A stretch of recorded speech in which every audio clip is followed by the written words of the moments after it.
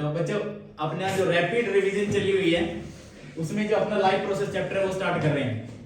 तो life process क्या होती है, इधर मैंने लिखा हुआ है basic and essential activities perform by organism to sustain. जीवित रहने के लिए जो भी प्रोसेसेस करते हैं वो लाइफ प्रोसेस में। अब कौन सी हैं? एक है न्यूट्रिशन, रेस्पिरेशन, ट्रांसपोर्टेशन या फिर एक्सक्रीशन, रिप्रोडक्शन और मेटाबॉलिज्म। जो हमारा चैप्टर है उसमें सिर्फ 4 स्टेप्स हैं, nutrition, respiration, transportation and excretion. जो 2 स्टेप्स हैं इसका एक अलग चैप्टर बना है और मेटाबॉलिज्म अपनी पूरी प्रोसेस बायोलॉजी में चलती है। न्यूट्रिशन क्या होता है? एक ऐसी प्रोसेस है जिसमें हम फूड को ऑब्टेन कर रहे हैं, साथ में उसको यूटिलाइज कर रहे हैं। रेस्पिरेशन है, फूड का ब्रेक डाउन कर रहे हैं, एनर्जी का सोर्स बन रहा है। ट्रांसपोर्टेशन है, उसमें क्या कर रहे हैं, बहुत सारे यूजफुल और नॉन यूजफुल सब्सटेंसेस है जिनको हम क्या कर रहे हैं, ट्रांसपोर्ट करवाएंगे। एक्सक्रीशन में मेटाबॉलिक वेस्ट होगा, उसको हम एक्सक्रीट आउट करवाएंगे, जैसे कि यूरिया, यूरिक एसिड, अमोनिया। या फिर रिप्रोडक्शन में क्या, कोई पेरेंट है उससे ऑफस्प्रिंग बनना, either asexual either sexual. Metabolism में सारी की सारी रिएक्शन जो अपने अंदर हो रही है सारी की सारी क्या है, मेटाबॉलिज्म में आएंगी, चाहे वो कैटाबॉलिज्म हो चाहे वो एनाबॉलिज्म हो। तो नेक्स्ट चल रहे हैं हम सेकंड पे। अब न्यूट्रिशन के टाइप्स कितने हैं? न्यूट्रिशन के बेसिकली 2 टाइप्स हैं। फर्स्ट है ऑटोट्रोपिक, सेकंड है हेटेरोट्रोपिक। अब ऑटोट्रोपिक की बात कर लेते हैं। ऑटोट्रोपिक क्या होगा? ऑटोट्रोपिक जो अपना खाना खुद बना रहे हैं, इसमें 2 आए, फोटो ऑटोट्रोपिक और केमोटोट्रोपिक। फोटो ऑटोट्रोपिक कौन सा होगा? इसमें आ रहे ग्रीन प्लांट्स और साइनोबैक्टीरिया, यानी कि लाइट की प्रेजेंस में अपना खाना खुद बना रहे हैं। सेकंड है केमोटोट्रोपिक। ऑटोट्रोपिक तो होंगे, अपना खाना खुद तो बनाएंगे, लेकिन किसी केमिकल की प्रेजेंस में। इसमें हम पढ़ेंगे नाइट्रोबैक्टर, नाइट्रोसोमोनास। उसके बाद है हेटेरोट्रोपिक, इसके 3 पार्ट है। हेटेरोट्रोपिक कौन सा होगा? जो अपने खाने के लिए, मोड ऑफ न्यूट्रिशन के लिए किसी दूसरे पे डिपेंड करेगा। तो इसमें 3 है, होलोजोइक, सैप्रोफिटिक और पैरासिटिक। होलोजोइक कौन सा होगा? यानी कि हमारे अंदर या फिर अमीबा के अंदर। इसके अंदर टोटल 5 स्टेप्स आएंगे, इंजेशन, डाइजेशन, एब्जॉर्प्शन, एसिमिलेशन और एक्सक्रीशन। उसके बाद है सैप्रोफिटिक। सैप्रोफिटिक वो होते हैं जो डेड एंड डीके यानी कि गले सड़े पे क्या करते हैं, एक्ट करते हैं, जैसे कि स्लाइम मोल्ड्स हैं या फिर मशरूम है, एगेरिकस जिसको बोलते हैं, फंजाई। या फिर पैरासिटिक है। पैरासिटिक में एक होस्ट होता है, दूसरा पैरासाइट। होस्ट पैरासाइट, जो होस्ट है उस पर डिपेंड करेगा पैरासाइट। अब पैरासाइट भी 2 टाइप के हैं, एंडोपैरासाइट और एक्टोपैरासाइट। एंडोपैरासाइट जो अपनी बॉडी के अंदर रहते हैं, एक्टोपैरासाइट जो अपनी बॉडी के बाहर रहते हैं। एंडोपैरासाइट में इकोलाई, एक्टोपैरासाइट में लीचेस या फिर लाइस। ठीक है, नेक्स्ट हम चल रहे हैं। अब जो फोटोसिंथेसिस है, प्लांट के अंदर फूड बनाने की प्रोसेस है, उसको फोटोसिंथेसिस बोल रहे हैं। तो इसमें क्या होगा, इसकी देखो रिएक्शन लिखी है मैंने। जो प्लांट्स हैं, कार्बन डाइऑक्साइड और वाटर दोनों मिलके क्लोरोफिल पिगमेंट होगा, सनलाइट यहाँ पे सोर्स होगा एनर्जी का, यहाँ से क्या बनेगा, ग्लूकोज यानी कि C6H12O6 जिसको हम कार्बोहाइड्रेट बोल रहे हैं, प्लस ऑक्सीजन वहां से निकलेगी और साथ में कुछ ना कुछ वाटर का भी लॉस होगा। अब यहाँ पे देखो, यहाँ पे एनर्जी गेन हो रही है, तो ये एंडोथर्मिक प्रोसेस हुई। अब इसमें मैंने स्टेप्स लिखे हैं कि स्टेप इसमें फोटोसिंथेसिस में होगा क्या क्या। Step number first, absorption of light energy by chlorophyll. Chlorophyll क्या करेगा, लाइट को एब्जॉर्ब करेगा। सेकंड स्टेप है conversion of light energy into chemical energy. Light energy sun से आई, उससे हमने फूड बनाया, यानी केमिकल एनर्जी में उसको कन्वर्ट कर दिया। थर्ड स्टेप है जो वाटर मॉलिक्यूल्स है ये टूट जाएगा हाइड्रोजन और ऑक्सीजन में। हाइड्रोजन यूज हो जाएगी कार्बन डाइऑक्साइड के साथ और जो ऑक्सीजन है वो एनवायरनमेंट में चली जाएगी। फोर्थ स्टेप है रिडक्शन ऑफ CO2। CO2 का रिडक्शन हुआ, उससे क्या बना, ग्लूकोज बना। तो ये सारे स्टेप्स हैं फोटोसिंथेसिस के। और एक बात और लिख रखी है, जो एक्सेस ऑफ ग्लूकोज बन रही है प्लांट्स के अंदर वो स्टोर होती है स्टार्च की फॉर्म में। अगर बात करें एनिमल्स की, तो एनिमल्स में क्या होगा, जो एक्सेस ऑफ ग्लूकोज है वो स्टोर होगी ग्लाइकोजन की फॉर्म में। कहां स्टोर होगी, लीवर और मसल्स में। यहां से क्वेश्चन बनने के चांसेस हैं, नोट डाला हुआ इस पे। नेक्स्ट, अब स्टोमेटा की बात कर लेते हैं। स्टोमेटा क्या है, माइक्रोस्कोपिक पोर्स, छोटे छोटे पोर्स प्रेजेंट होते हैं सरफेस पे। किसके सरफेस पे, लीव्स की सरफेस पे। अब यहाँ पे देखो ये कुछ स्ट्रक्चर बनाया हुआ है स्टोमेटा का। एक ये जो बीच में स्टोमेटल पोर है, जो साइड में है ये गार्ड सेल है, और जो येलो येलो दिखाए हुए हैं ये है अपने क्लोरोप्लास्ट। ठीक है, और यहाँ पे देखो मैंने वाटर दिखा रखा है कि अंदर आ रहा है या फिर कैसे, ये प्रोसेस को मैं समझाऊंगा कि हो क्या रहा है इसके अंदर। अब देखो गार्ड सेल का फंक्शन होता है कि स्टोमेटा को ओपन कब करवाना है, क्लोज कब करवाना है। उसके बाद अब जो फिनोमिना होगा कि स्टोमेटा ओपन क्यों हो रहे हैं, क्लोज क्यों हो रहे हैं, वो होता है ट्रिगर प्रेशर की वजह से। ट्रिगर प्रेशर क्या है, जैसे मैंने बताया था एक बेंच पे 4 बच्चे बैठे हैं, जो फिफ्थ बच्चा है वो उनके बीच में आके बैठ रहा है, उसकी वजह से जो साइड वाले बच्चे ना वो इम्बैलेंस हो गए, वो नीचे गिर रहे हैं, तो यानी कि वो कुछ ट्रिगर प्रेशर होगा। अब ट्रिगर प्रेशर डिटेल में समझेंगे तो पूरी वीडियो बनानी पड़ेगी, लेकिन ओपन कब होंगे? During day. क्लोज कब होंगे? During night. अब देखो ये मैंने ये बताया हुआ है कि जब पानी अंदर आ रहा है, पानी अंदर आ रहा है तो क्या होगा, उसमें फूल जाएंगे ना, तो इसी प्रोसेस में हम क्या ओपन और क्लोजिंग प्रोसेस। क्या हो गया? वीडियो में कोई दिक्कत है? कर दी स्टार्ट वीडियो। ओके, तो फंक्शन क्या है स्ट्रोमेटा का? स्ट्रोमेटा का फंक्शन है तो ट्रांसपिरेशन करवाता है। ट्रांसपिरेशन क्या होता है? वाटर का लॉस होना in the form of vapours, और दूसरा exchange of gases, O2 CO2 का एक्सचेंज करवाने में भी स्ट्रोमेटा का बहुत अहम रोल है। नेक्स्ट, अब न्यूट्रिशन है अमीबा के अंदर। अमीबा के अंदर न्यूट्रिशन कैसे होगा? मैंने 3 या 4 स्टेप्स लिखे, देखो। फूड कैप्चर करेगा कौन? सूडोपोडिया के थ्रू। सूडोपोडिया को बोलते हैं फाल्सफीड। अब सूडोपोडिया क्या है? जो सेल मेम्ब्रेन है उसकी एक्सटेंशन होती है, कुछ इस टाइप से एक्सटेंशन बनी होती है। या फिर फूड वैक्यूल है। फूड वैक्यूल क्या काम करती है? फूड को रिजर्व करेगी या फिर ऑस्मोरेगुलेशन यानी कि एसिड बेस बैलेंस को बना के रखेगी। थर्ड है डाइजेशन। अब डाइजेशन होगा साइटोप्लाज्म में, क्योंकि सूडोपोडिया क्या करेंगे? सूडोपोडिया एंडोसाइटोसिस प्रोसेस के थ्रू फूड को अमीबा अपने अंदर लेके जाएगा, तो साइटोप्लाज्म में उसको जाके डाइजेस्ट करेगा। नेक्स्ट चल रहे हम डाइजेस्टिव सिस्टम। अब डाइजेस्टिव सिस्टम की बात कर लेते हैं। डाइजेस्टिव सिस्टम यानी कि अपना डाइजेशन माउथ से स्टार्ट हो रहा है, खत्म कहां हो रहा है? जाके लार्ज इंटेस्टाइन में। तो क्या क्या होता है पढ़ते हैं। सबसे पहले पढ़ते हैं एलिमेंट्री कैनाल। एलिमेंट्री कैनाल क्या होती है? माउथ से स्टार्ट होती है, एनस पे जाके खत्म होती है। फर्स्ट है माउथ। माउथ में पार्ट बता रखे हैं हमने। माउथ में टीथ आ रहे हैं, टंग आ रहे हैं, सलाइवरी ग्लैंड्स आ रही हैं। जो टीथ काम कर रहे हैं वो मैकेनिकल डाइजेशन का कर रहे हैं। अब ऐसे तो टीथ में भी हेटेरोडोंट, डाइपोडोंट, एक्रोडोंट बहुत सारी चीजें बतानी होती हैं, लेकिन एक फास्ट रिवीजन है ना, तो उसमें कम से कम और जितना हो सके टोटली कवर करने की कोशिश कर रहे हैं। टंग का फंक्शन है टेस्ट बड्स। टंग पे टेस्ट बड होते हैं जो टेस्ट को बताते हैं। Salivary glands, salivary glands saliva secrete करेगी, उसके अंदर एंजाइम होगा सलाइवरी अमाइलेज, जो क्या करेगा? मैंने लिखा हुआ एसएम, स्टार्च को तोड़ेगा माल्टोज के अंदर, ये चीज ध्यान रखना। उसके बाद स्टमक। स्टमक से पहले देखो, माउथ से फूड गया ईसोफेगस के थ्रू। ईसोफेगस को फूड पाइप बोला जाता है। उसमें जो मूवमेंट होगी उसको बोलते हैं पेरिस्टाल्टिक मूवमेंट, और वो मूवमेंट फूड पाइप की होगी, यानी कि स्मूथ मसल्स की होगी, फूड की नहीं होगी। स्टमक है। स्टमक के 3 रीजन बताए हैं, कार्डियक रीजन, पाइलोरिक रीजन और मेन बॉडी। कार्डियक रीजन जो हार्ट के नजदीक है, यहाँ पे स्फिंक्टर प्रेजेंट होता है, बाल प्रेजेंट होती है, जो क्या करिए बैक फ्लो को रोकती है। पाइलोरिक रीजन कहाँ होता है? बिटवीन इंटेस्टाइन एंड स्टमक, यहाँ पे भी स्फिंक्टर प्रेजेंट होता है, जो क्या कर रहा है? जो खाना स्टमक में आया वो डायरेक्ट इंटेस्टाइन में ना जाए, या फिर जो इंटेस्टाइन में चला गया वो वापस स्टमक में ना आए। उसके बाद है मेन बॉडी। मेन बॉडी में होती है गास्ट्रिक ग्लैंड्स, और गास्ट्रिक ग्लैंड्स क्या करते हैं? गास्ट्रिक जूस सेक्रेट करती हैं। उस गास्ट्रिक जूस में क्या क्या प्रेजेंट होता है? पेप्सिन, HCl और म्यूकस। पेप्सिन क्या काम कर रहा है? प्रोटीन को डाइजेस्ट कर रहा है स्टमक के अंदर। HCl क्या कर रहा है? अब जो प्रोटीन को डाइजेस्ट करने वाला एंजाइम पेप्सिन है, उसको वो इनएक्टिव फॉर्म में होता है, यानी कि पेप्सिनोजन फॉर्म में होता है, यानी कि इनएक्टिव फॉर्म में, उसको पेप्सिन फॉर्म में कन्वर्ट करने के लिए HCl की जरूरत पड़ती है, यानी कि HCl क्या करेगा? इनएक्टिव फॉर्म से एक्टिव फॉर्म बनाएगा। फिर पेप्सिन क्या करेगा? प्रोटीन को डाइजेस्ट करेगा। म्यूकस है। म्यूकस क्या है? एक मैं बोल सकता हूं एक ट्रांसपेरेंट फ्लूइड है, जो क्या काम करता है? किसी कहीं भी लाइनिंग हो, जैसे आप स्टमक की बात करें तो उस लाइनिंग को प्रोटेक्ट कर रहा है। जैसे कि कई बार क्या होता है, हमारे स्टमक के अंदर अल्सर्स बन जाते हैं, जिसको हम पेप्टिक अल्सर बोलते हैं, जख्म हो जाते हैं, तो उनसे बचाने के लिए, और वो होते क्यों है? कई बार क्या है? एसिडिटी ज्यादा हो जाती है, हाइपर एसिडिटी। ये हो गया। अब स्टमक के बाद चलने हैं स्मॉल इंटेस्टाइन पे।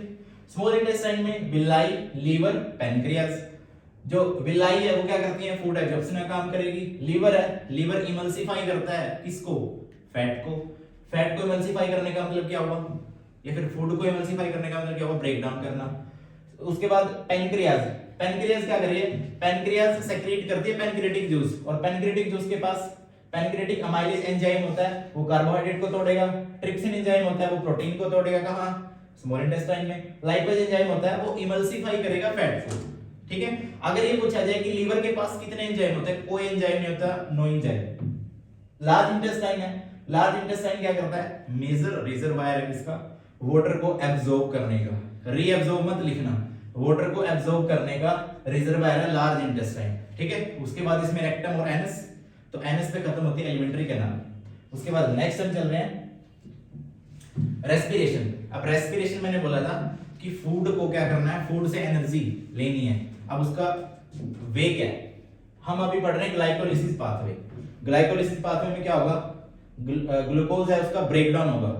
ग्लूकोज के पास 6 कार्बन एटम होते हैं, वो साइटोप्लाज्म में टूट रहा है पायरुवेट के अंदर, और पायरुवेट के पास 3 कार्बन एटम होते हैं। अब पायरुवेट में क्या होगा, इसमें 3 प्रोसेस होगी, एक तो जब ऑक्सीजन है, एक जब ऑक्सीजन है तो लेकिन सफिशिएंट नहीं है, और एक जब ऑक्सीजन बिल्कुल भी नहीं है। तो जब ऑक्सीजन बिल्कुल भी नहीं है यानी कि एब्सेंस होगी, तो ऐसा होता है ईस्ट के अंदर, तो प्रोडक्ट बनता है इथेनॉल, CO2 प्लस एनर्जी।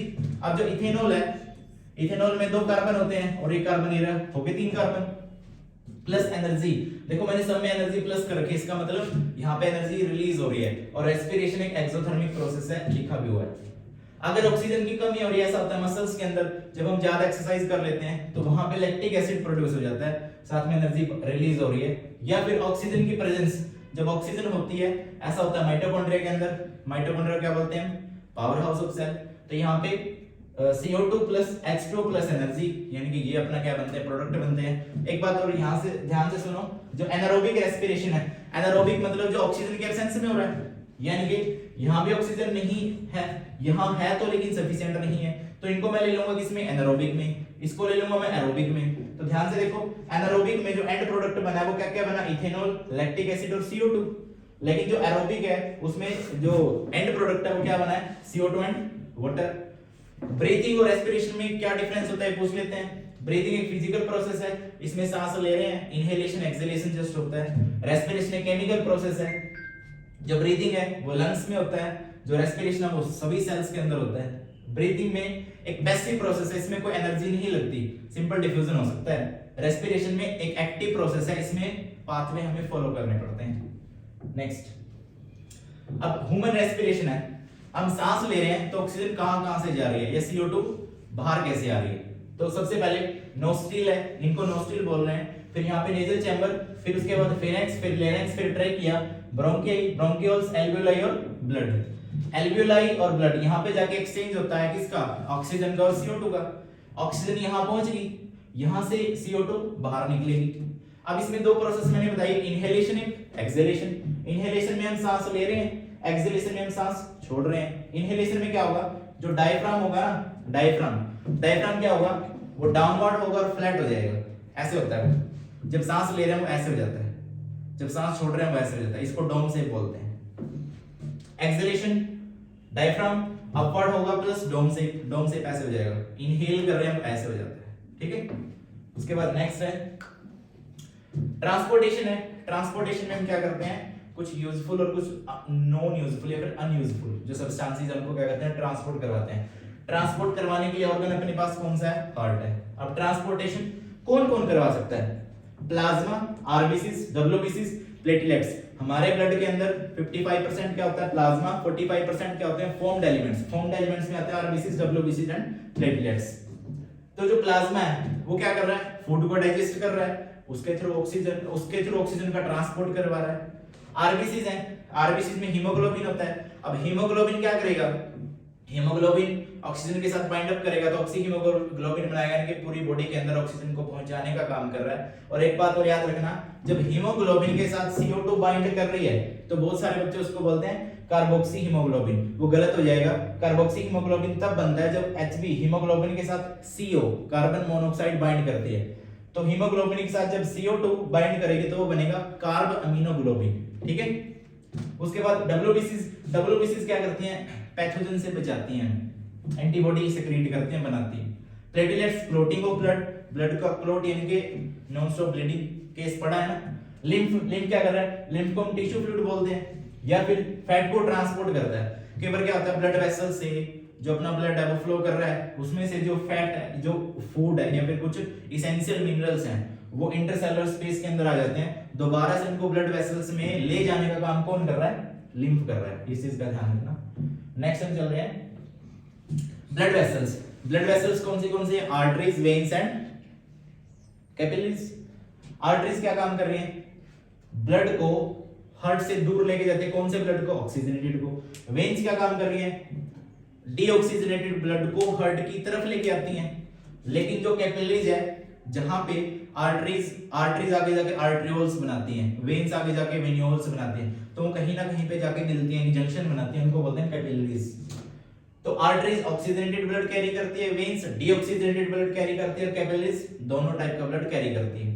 उसके बाद प्रेशर, आर्टरीज के केस में ज्यादा होगा, जहां पे प्रेशर ज्यादा होगा वहां पे वॉल भी थिक होगी, वॉल थिक है तो इलास्टिक की बनी होगी। वेन के अंदर प्रेशर कम होगा, वॉल थिन होगी तो वो नॉन इलास्टिक होगी, जबकि कैपिलरीज के अंदर जो वेन है बहुत क्या होती है, थिन होती है। अब ये मैंने 4 वर्ड लिखे हैं जिसमें बच्चे कंफ्यूज होते हैं।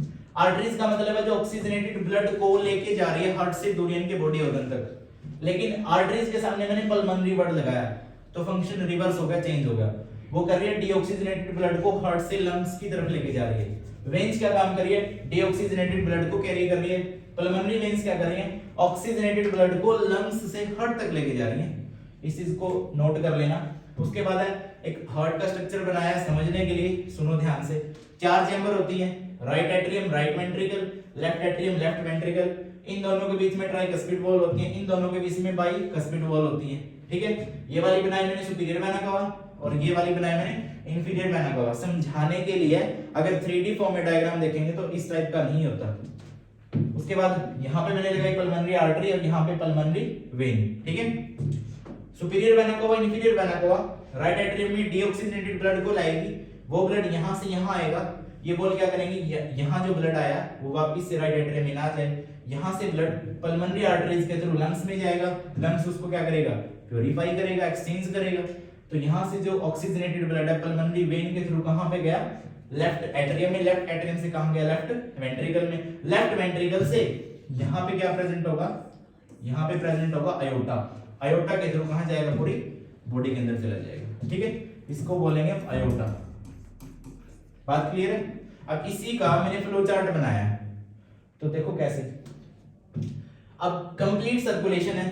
कंप्लीट सर्कुलेशन का मतलब सर्कुलेशन पूरी बॉडी के अंदर, जैसे कि मैमल्स के अंदर ऐसा होता है, या फिर एक इनकम्प्लीट सर्कुलेशन होता है, उसमें जैसे कि चैम्बर है वो क्या होगी, पार्सली होगी, या तो जैसे कि ओड नंबर होगी या तो 3 होगी, तो उनके अंदर इनकम्प्लीट हो रहा है, जैसे कि रेप्टाइल्स या एम्फीबियंस।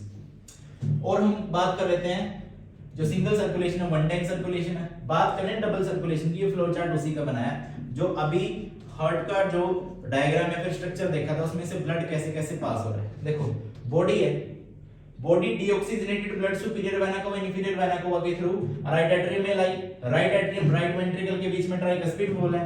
राइट एट्रियम से डीऑक्सीजनेटेड ब्लड गया लंग्स में, लंग्स ने प्यूरिफाई किया, deoxygenated one oxygenated pulmonary vein लेके गई लेफ्ट एट्रियम में। लेफ्ट एट्रियम से लेफ्ट वेंट्रिकल, दोनों के बीच में बाइकस्पिड वॉल होती है, तो लेफ्ट वेंट्रिकल से अयोटा तक कौन सा ब्लड गया, ऑक्सीजनेटेड। अब अयोटा क्या कर रहा है, पूरी बॉडी को ब्लड सप्लाई कर रहा है, किस टाइप का, ऑक्सीजनेटेड। अब यहाँ पे देखो डबल सर्कुलेशन हो रहा है। डबल सर्कुलेशन कौन सा हो रहा है, एक है पल्मोनरी, एक है सिस्टमिक। पल्मोनरी सर्कुलेशन क्या होगा, वो सर्कुलेशन जो स्टार्ट होता है राइट वेंट्रिकल से, कहां पे जाता है, राइट वेंट्रिकल से पल्मोनरी आर्टरी, पल्मोनरी आर्टरी से लंग्स, लंग्स से लेफ्ट एट्रियम। फिर सिस्टमिक जो होगा सर्कुलेशन वो लेफ्ट वेंट्रिकल से स्टार्ट होगा, अयोटा में जाएगा, अयोटा से पूरी बॉडी में जाएगा, पूरी बॉडी से वेना कवा ब्लड को इकट्ठा करेगी, कौन से, डीऑक्सीजनेटेड को लाएगी कहां, राइट एट्रियम में। तो 2 टाइप का सर्कुलेशन है, पल्मोनरी और सिस्टमिक, इसलिए बोलते हैं हमारा डबल सर्कुलेशन है। ठीक है, नेक्स्ट हम चल रहे हैं ट्रांसपोर्टिंग प्लांट्स।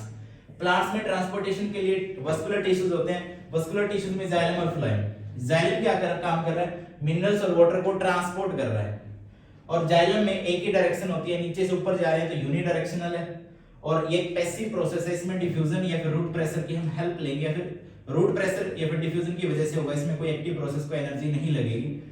फ्लोएम के अंदर हम ट्रांसपोर्टेशन को ट्रांसलोकेशन के नाम से बोलेंगे, या फिर ट्रांसलोकेशन के नाम से जानते हैं। तो हम बोलते हैं कि फ्लोएम के केस में फूड का ट्रांसलोकेशन होता है, ट्रांसपोर्टेशन नहीं होता। फ्लोएम के अंदर एक्टिव प्रोसेस है, इनकी एनर्जी लगेगी इसके, यानी कि अगेंस्ट द ग्रेडियंट होगा। अब फ्लोएम के अंदर डायरेक्शंस हो जाएंगी, अब क्योंकि पूरे प्लांट को देना ना फूड तो मल्टी डायरेक्शन में होगा। अच्छा देखो, अब जाइलम के अंदर मैंने लिखा ट्रांसपिरेशन पूल या फिर असेंट ऑफ सेप। सोइल के अंदर पानी है, रूट से पानी ऊपर जा रहा है तो ट्रांसपिरेशन पूल लगेगा, उसी को बोलते हैं असेंट ऑफ सेप। ठीक है, नेक्स्ट हम चल रहे हैं एक्सक्रीशन। एक्सक्रीशन में क्या होता है, जो भी मेटाबॉलिक वेस्ट होता है उसको बॉडी से बाहर निकालना। यूरिया हो सकता है, अमोनिया हो सकता है, यूरिक एसिड हो सकता है, CO2 हो सकता है, ठीक है। अब एक्सक्रीशन करवाने के लिए हमारे अंदर क्या किडनी प्रेजेंट है, pair of kidney, pair of water, urinary bladder और यूरेथ्रा प्रेजेंट है, ठीक है। अब 3 स्टेप होते हैं, टोटल 3 स्टेप होंगे। अब 3 स्टेप में क्या, फिल्ट्रेशन, दूसरा रीअब्जॉर्प्शन, तीसरा सेक्रीशन। जो फिल्ट्रेशन है, फिल्ट्रेशन में ग्लोमेरुलस होगा, ग्लोमेरुलस वो क्या करवाएगा, अल्ट्रा फिल्ट्रेशन करवाएगा। वहां पे प्रेजेंट होगा बोमन कैप्सूल, बोमन कैप्सूल के अंदर GFR बनेगा, ग्लोमेरुलस फिल्ट्रेशन रेट बोलते हैं उसको। और इसमें फिल्ट्रेशन फिल्ट्रेट होके कौन आएगा, उसमें क्या क्या प्रेजेंट होगा। अब जैसे कि ब्लड फिल्ट्रेट है जिसको फिल्टर होना है, कुछ अमाइनो एसिड्स हैं, कुछ सोल्ट्स हैं, कुछ ग्लूकोज हैं, ठीक है। उसके बाद सेकंड स्टेप है रीअब्जॉर्प्शन का। रीअब्जॉर्प्शन में होगा 2 पार्ट है, PCT और DCT, यानी कि जो फिल्ट्रेट हुआ है ना, अब जो नेफ्रॉन है उसके चारों तरफ छोटी छोटी कैपिलरीज होती हैं, उनमें रीअब्जॉर्प्शन होता है। तो एक PCT पार्ट है, एक DCT पार्ट है। PCT रीअब्सॉर्ब कर रहा है ग्लूकोज, अमाइनो एसिड, सॉल्ट को, और DCT रीअब्सॉर्ब कर रहा है वाटर को। उसके बाद सेक्रीशन है। अब इन दोनों के बीच में एक और आता है लोपोफेनली। लोपोफेनली एक इन्वर्टेड पिन शेप का स्ट्रक्चर होता है, उसको बोलते हैं, किसके लिए रिस्पांसिबल है, ऑस्मो रेगुलेशन के लिए रिस्पांसिबल है। उसके बाद ट्यूबुलर सेक्रीशन, थर्ड स्टेप है। ट्यूबुलर सेक्रीशन में क्या होता है, कलेक्टिंग डक्ट्स होते हैं, यानी कि जो भी यूरिन या फिर जो भी मेटाबॉलिक वेस्ट है उसको बॉडी से बाहर निकालना, वो डक्ट के थ्रू कहां जाएगा, आर्टर के थ्रू, आर्टर के पास जाएगा, आर्टर से यूरिनरी ब्लैडर, देन यूरेथ्रा। इसमें फिर क्या होता है, यहाँ पे भी एसिड बेस बैलेंस को बनाए रखने के लिए यहाँ पे अगर ज्यादा एसिडिक है तो उसमें हम क्या करते हैं, बेस ऐड करवा देते हैं। मतलब पूरी प्रोसेस है, हम तो क्या करवाएंगे next. Excretion in plants, plants के अंदर एक्सक्रीशन करवाना है। अब एक्सक्रीशन इन प्लांट्स में क्या होगा, अब प्लांट्स के अंदर एक्सक्रीटरी जो प्रोडक्ट है वो क्या क्या हो सकते हैं, या तो वाटर हो सकता है, या फिर गम्स, रेजिन्स, या फिर लेटेक्स हो सकता है, या फिर ऑक्सीजन भी तो उसका क्या है, एक्सक्रीटरी प्रोडक्ट है, या फिर कुछ वेस्ट मटेरियल है। अब सुनो ध्यान से, जो एक्सेस ऑफ वाटर है, ट्रांसपिरेशन होता है, ट्रांसपिरेशन में क्या, loss of water in the form of vapours, या फिर मैंने बोला जो गम्स, रेजिन्स या फिर लेटेक्स है, ये कहां पे स्टोर हो जाते हैं, जाके ओल्ड जाइलम, या ओल्ड जाइलम अलग हो जाता है प्लांट से।